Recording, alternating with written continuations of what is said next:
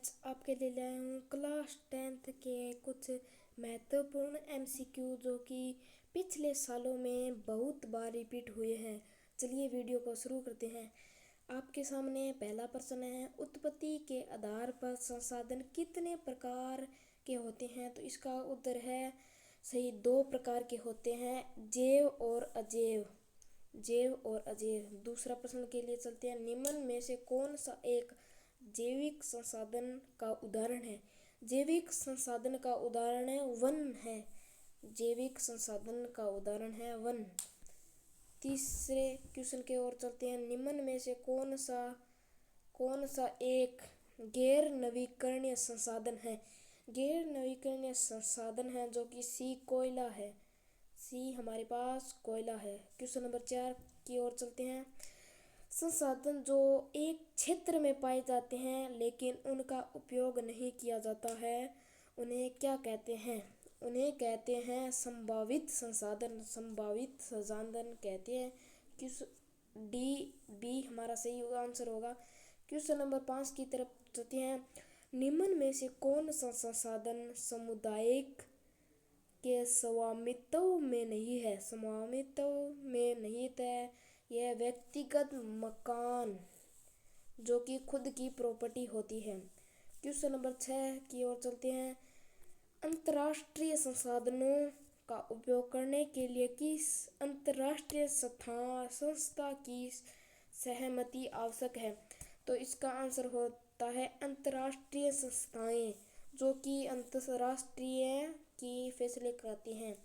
Question number 7 है, संसाधनों का संरक्षण क्यों आवश्यक है? संसाधनों का संरक्षण पर्यावरण की समस्याओं को कम करने के लिए आवश्यक है, जो कि हमारा बी सही आंसर हो जाएगा। क्वेश्चन नंबर 8 है, भारत में लगभग 43% भूमि क्षेत्र क्या है? 43% भूमि क्या है?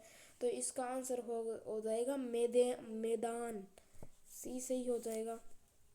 क्वेश्चन नंबर 9 की ओर चलते हैं, पंजाब में भूमि निम्नीकरण का मुख्य कारण क्या है? इसका उत्तर हो जाएगा अधिक सिंचाई।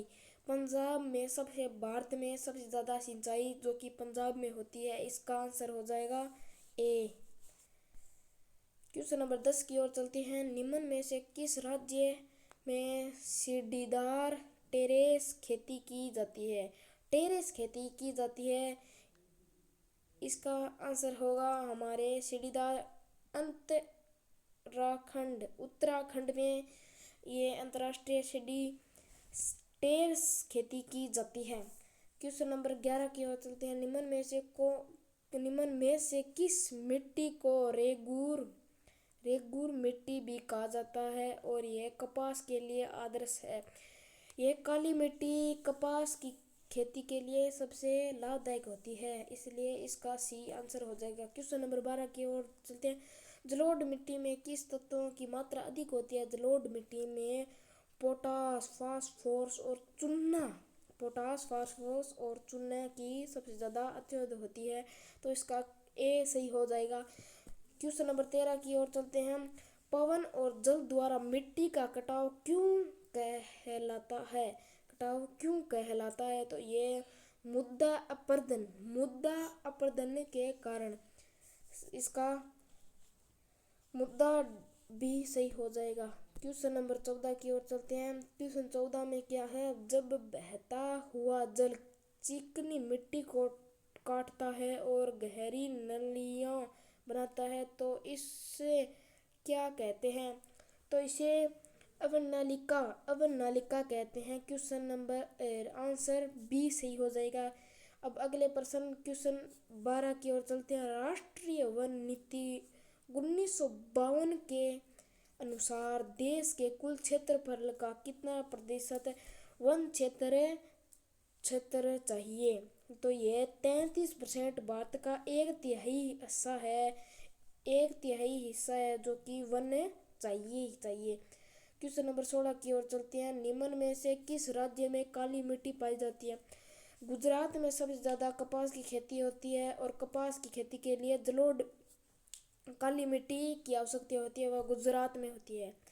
क्वेश्चन नंबर 17 की ओर चलते हैं। संसाधन के अविवेकरण पूर्ण उपभोक्ता के कारण कौन सी समस्याओं पैदा पैदा हुई है?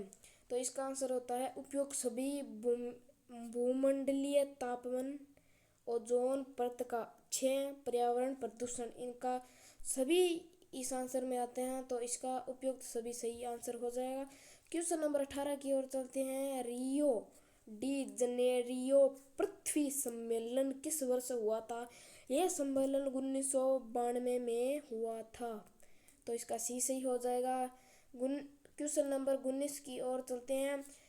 एजेंडा एजेंडा 21 का संबंध किससे था? एजेंडा 21 का संबंध सतत पोषणीय विकास में था।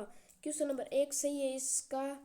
क्वेश्चन नंबर 20 की ओर चलते हैं हम। निम्न में से कौन सा एक नवीकरणीय संसाधन का उदाहरण है? नवीकरणीय संसाधन जो कि वन है।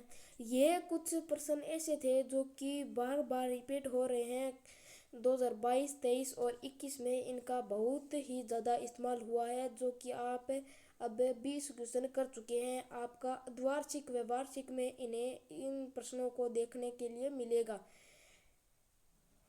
आज की वीडियो इतनी ही थी। कृपया लाइक एंड